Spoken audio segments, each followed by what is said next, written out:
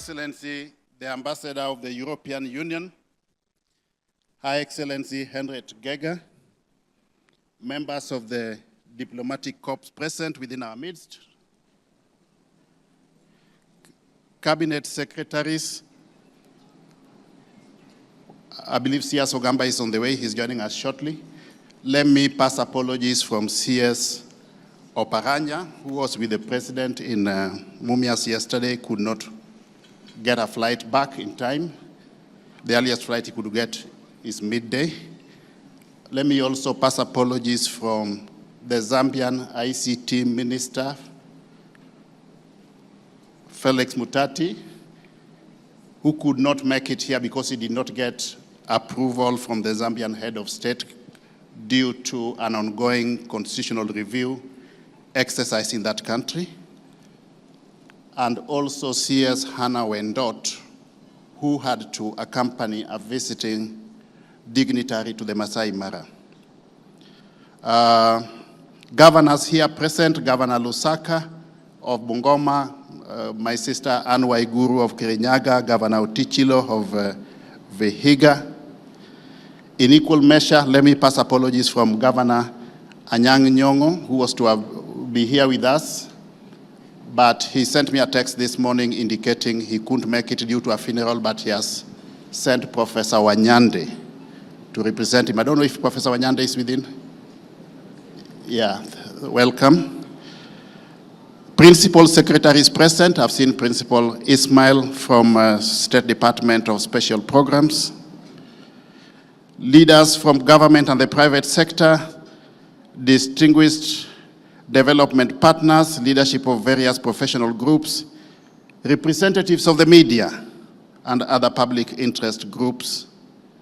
In equal measure, let me recognize the presence of former cabinet secretaries Raphael Tuju, Rachel Omamo, our board of trustees, and so many guests whom I cannot mention individually. To all of you, we owe you a great debt of gratitude for joining us this morning. Friends, ladies, and gentlemen, today marks a defining moment, the launch of the Eliud Owalo Foundation, which is a vehicle of hope, empowerment, and transformation. We gather here today because we share a conviction that every Kenyan, regardless of background, geography, gender, faith, race, or creed, deserves the opportunity to live a dignified, productive, and prosperous life. At the Eliud Owalo Foundation, we see Kenya as one indivisible nation, whereas diversity in identity and culture, we remain united in aspiration. We are bound by a common heritage, shared hopes, and collective responsibility to ensure that none of us, indeed none of us, is left behind. Our vision is firmly rooted in global and constitutional commitments to dignity and equality, and by extension, of course, equitability. The Universal Declaration of Human Rights affirms that all people are equal in worth and rights. And this is informed by the Sustainable Development Goals, SDG 1, 2, 3, 4, 5, 8, 10, 11, 13, and even 17, which call upon the world to leave no one behind, emphasizing equity, inclusion, and the dismantling of marginalization. Here at home, our own 2010 constitutional dispensation in Article 43 guarantees every citizen the right to health, education, food, water, housing, and social security. Development, good people, therefore, is not a privilege, but it is a right. These principles underpin the moral and operational foundation of the Eliud Owalo Foundation. However, in our beloved motherland, Kenya, whereas we are privileged to be born in a land of immense wealth, promise, and opportunity, Beneath this potential lies persistent inequalities spanning economic, social, gender, and regional dimensions, challenges that the government alone cannot resolve. Whereas progress continues to be made to bridge the inequality gaps, wealth and opportunity remain concentrated among a few, with most citizens struggling in informal, low-income work. Unequal access to education, healthcare, housing, and basic services entrenches generational poverty and limits upward mobility. Women, unfortunately, continue to face barriers in leadership, resources, employment, while rural and marginalized regions lag behind urban centers in investment and development. These disparities, therefore, reinforce a dual economy that benefits a small elite at the upper echelons of the economic pyramid, but traps millions in exclusion, limiting the nation's collective progress and undermining the vision of shared prosperity for all. And guided by this understanding, the Eliud Owalo Foundation is committed to elevating marginalized communities through impactful, future-oriented interventions. The foundation purposes to channel its interventions through 5 thematic areas. That is, youth empowerment, women's economic empowerment, education and digital inclusion, community health and wellness, environment and climate change, and all these facets ably augmented by ICT as a cross-cutting enabler. By empowering futures, we build a thriving, inclusive, self-reliant Kenya. And we can only achieve this through meaningful partnership with those who share in this vision. For purposes of clarity on youth empowerment, ladies and gentlemen, our commitment to youth empowerment is driven by a demographic reality that we cannot ignore. Young people who are under the age of 35 constitute 75% of our population. The youth of Kenya are not just the future. They are indeed the present that is happening right now. This youth bulge can be our greatest gift or our greatest risk if not well managed. Despite their energy, optimism, creativity and innovation, eagerness and agility to contribute to nation building, Kenyan youth remain among the most historically marginalized groups. Socioeconomic exclusion, particularly high unemployment and poverty, has denied many young people equitable access to education, decent work, and meaningful participation in decision-making processes. We are still dealing with outdated and retrogressive cultural norms, once dictated that young people were to be seen but not to be heard, or own property. They were also not even allowed to compete with their adult counterparts, as this was perceived to be disrespectful. Boys were perceived as herders, while girls, unfortunately, were confined to domestic roles.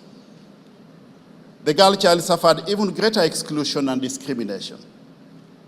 Boys were prioritized for educational opportunities, while girls were listed as a source of family wealth to be married off early, even before completing their primary school. Surely we cannot continue like this. But a nation that nurtures its youth mutes its own future. When youth lack opportunity, frustration grows, leading to crime, substance abuse, and social unrest. But when youth are empowered, the reverse is the case. At the Eliud Owalo Foundation, we verily believe that if the youth bulge is harnessed and nurtured, it can become a national boon, our game changer in a bold new world at the threshold of the 4th Industrial Revolution. Kenyan youth are among the most innovative, industrious, hardworking, and ICT savvy, and they can become our warriors of economic transformation in a world increasingly driven by innovation and technology. On the contrary,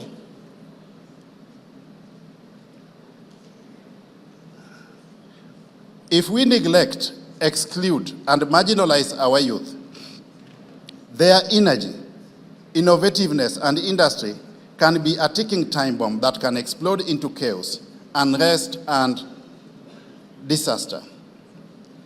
At the Eliud Owalo Foundation, the fact that 75% of Kenya's population is youthful signals a clear call for professional inclusion. If national opportunities and resources are a shared cake, then 3 of every 4 portions should reflect youthful needs and potential. This is not generosity, but it is fairness, an equitable approach to resource allocation and opportunity, grounded in the principle of one person, one value, and the pursuit of shared national prosperity. This is an ideal that the Foundation will pursue with unwavering resolve. To this end, good people, a large proportion of the Foundation's interventions have focused on youth empowerment. The Foundation's anticipated interventions on youth empowerment include initiatives aimed at addressing high youth unemployment and underemployment by leveraging sports, skills development, and enterprise support as tools for empowerment. They drive innovation, enterprise, and national progress. Through sports development, scholarships, ICT skilling, and school infrastructure support, the Foundation is nurturing healthy, disciplined, and employable young leaders. Sports also serves as a unifying and transformational platform for talent development, mental and physical wellness, peace building, and social cohesion, while creating jobs through event management, coaching, and sports enterprises. These interventions are again effectively aligned to SDG 3 on health, SDG 8 on decent work environment, and SDG number 16 on peaceful and strong institutions. The Foundation's football and basketball tournaments have already produced educational scholarships and opened doors for the youth to professional clubs.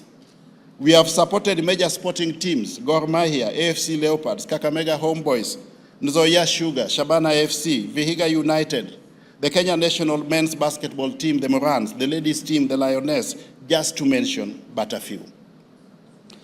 By investing in youth learning, leadership, and livelihoods, the Foundation transformed Kenya's youth bulge into a demographic dividend, because when youth thrive, Kenya advances. But when they are neglected, we all lose, unfortunately. On education, ladies and gentlemen, our view, or proposition for that matter, is that education is one of the most powerful tools for breaking cycles of poverty while unlocking opportunity. It is the greatest equalizer within our midst. Yet in many rural and marginalized communities, access to quality education remains limited. While primary enrollment has improved, far too many young people are unable to progress to secondary school or complete their studies. Not because they lack ability, but because families can just not afford the school fees, learning materials, or basic necessities. Many schools are overcrowded. And in a world increasingly driven by technology, countless students still lack access to computers and digital learning. And this leads to a widening gap within the economy and limits opportunity. We seek to change this. So far, we have provided scholarships to bright but needy students. Working with partners such as the M-Pesa Foundation, which was already documentary, I don't want to belabor this, we have pulled down and built afresh schools. We are bridging the digital divide by facilitating access to digital devices in schools and also setting up ICT hubs in the rural areas. We are also working with families and communities to help keep children in school, particularly those who are most at risk of dropping out. By expanding access to education, we are not just educating children, but we are empowering futures, strengthening communities, while building a more prosperous Kenya for all of us. On women empowerment, ladies and gentlemen, our view is that women are the heart and lifeline of the Kenyan society. Indeed, if our national heart had a gender, then that gender should be female. Equally central to our mission is the empowerment of women. They continue to carry the weight of society without equal access to resources. They are Kenya's unrewarded and unthanked and unsung heroes who have been left to walk alone for far too long. Biblically, our women are the building stone that the builder rejected, but which prophetically must become the cornerstone of our nation. In rural Kenya, they produce up to 75% of our food, fetch our water without modern means. They also power local markets to sustain their families' finances. Yet, despite their transformative power, resilience, and intellect, they still remain marginalized, an untapped force, constrained by an unequal access to education, finance, and opportunity, and often worsened by restrictive cultural norms. Research consistently shows that when women are economically empowered, families become more food secure. Children remain in school longer, and communities prosper. You know, good people, when you empower a woman, there are fundamental basics you can be sure of. First of all, the families will not miss food. All children will go to school. They know how to organize themselves, even if it means borrowing from amongst themselves. Yeah? That is stability on the family unit. But on the flip side of it, unfortunately, more often than not, when you empower men, the end game is polygamy.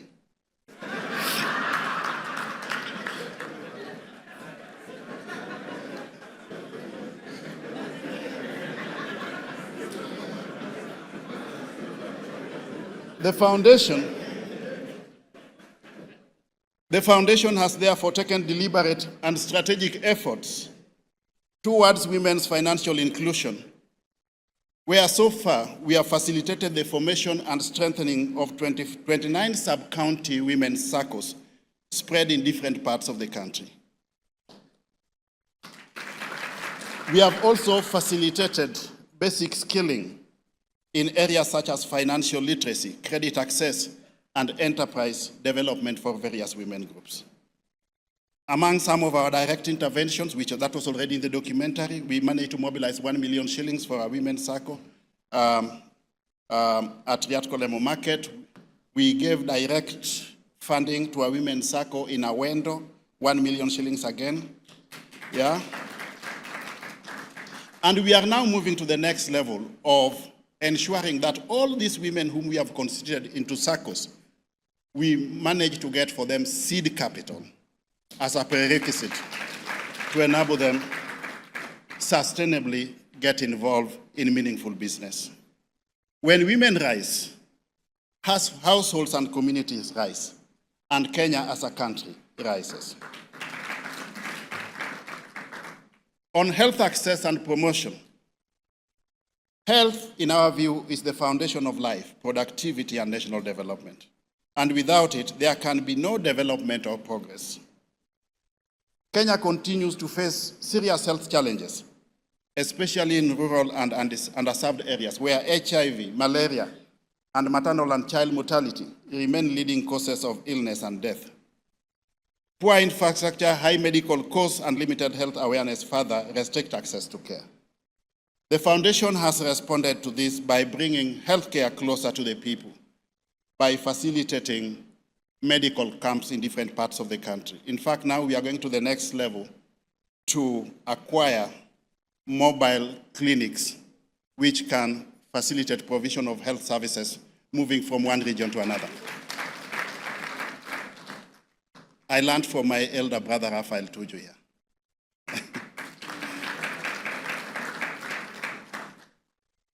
Beyond social services, the foundation has invested in livelihoods, particularly in fisheries and sugarcane sectors.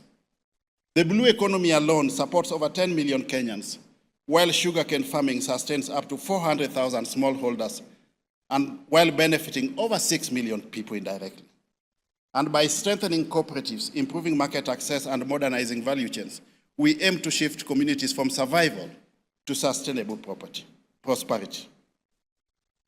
On environment and climate change, again, we are aware that we face various challenges in this space, courtesy of poor waste management, pollution, and effects of climate variability, and this is what exacerbates drought, floods, and declining agricultural productivity. We again want to do our bit in this space through community-based climate action programs, focusing on afforestation, clean water, waste management, and environmental education. All these thematic areas, good people, require in modern management or modern world, ICT as a cross-cutting enabler. And that is why, as a foundation, we purpose to harness the transformative power of ICT. It strengthens youth empowerment, expands access to education, enhances women enterprises, advances community health, while in equal measure supports environmental resilience. ICT is the connective energy that allows each initiative to scale, to include, and to endure.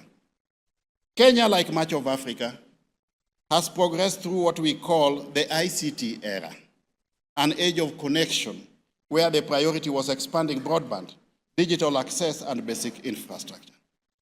That era indeed opened the door to participation in the digital world and ensured that millions were no longer left behind.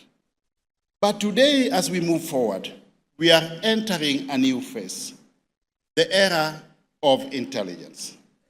Here, the defining question is not simply who is connected, but who can meaningfully apply data, digital tools, and machine intelligence to solve real problems. The challenge, therefore, before us is to move from consuming technology to shaping it, from access to capability, and from connection to empowered innovation. This is the essence of sovereign intelligence. The ICT era connected us. The era of intelligence must therefore empower us. And by embedding ICT across all that we do, the foundation is ensuring that communities are not just prepared for the future, but are co-authors of it. And that is why we are doing our own bit in equal measure to set up ICT hubs in the villages, connect Wi-Fi hotspots in markets so that our mothers can get involved in their itinerary businesses, courtesy of e-commerce, and so on and so forth. As I conclude, ladies and gentlemen, my pitch to you is this: that at the foundation, we believe that lasting transformation is only possible through collaboration. Our mission, which is to transform Kenyan communities through strategic partnerships, reflects a conviction that no single actor can solve the complex challenges facing our people alone. Sustainable impact comes when government, the private sector, the civil society, and communities work together around shared goals or in pursuit of a shared vision. Our approach, therefore, is rooted in strategic partnerships that multiply mobilization of resources, builds local ownership, and eventually creates impact. We serve as a connector by bringing together stakeholders with complementary strengths to deliver solutions that are scalable, inclusive, and transformative. We want to take this opportunity to thank our partners who have helped us to facilitate some of the programs we have undertaken so far: M-Pesa Foundation, Kenya Pipeline Foundation, Kenya Ports Authority, ATU, Africa Telecommunications Union, the State Department of Cooperatives. You have helped us do a lot in the space of women empowerment. Through that State Department, we have in each and every sub-county, among those 29 sub-counties we talked about, we have put together all women groups in those sub-counties, constituted them into an umbrella circle. We have already, courtesy of the State Department of Cooperatives again, or in partnership with them, We have facilitated basic skilling in business skills and so on and so forth, entrepreneurship, and even financial literacy. Let's give a clap to the State Department of Cooperatives. And several other agencies, both from government and the private sector. I cannot forget to mention the Nation Media Group, sports associations, Kenya Football Federation, Kenya Basketball Federation, Gor Mahia Football Club, AFC Leopards, Shabana. We have partnered with you in various sporting activities. Your contribution in the space of youth empowerment, cannot be gainsaid. The foundation therefore invites you to join us in transforming Kenya by optimizing the potential of our women, empowering our youth, and strengthening community health and livelihoods. Together we can turn marginalization into inclusion, effort into opportunity, and potential into prosperity. Let's turn a ticking time bomb into a ticking time boom and power Kenya's future together. One woman, one youth, and one community at a time. Thank you.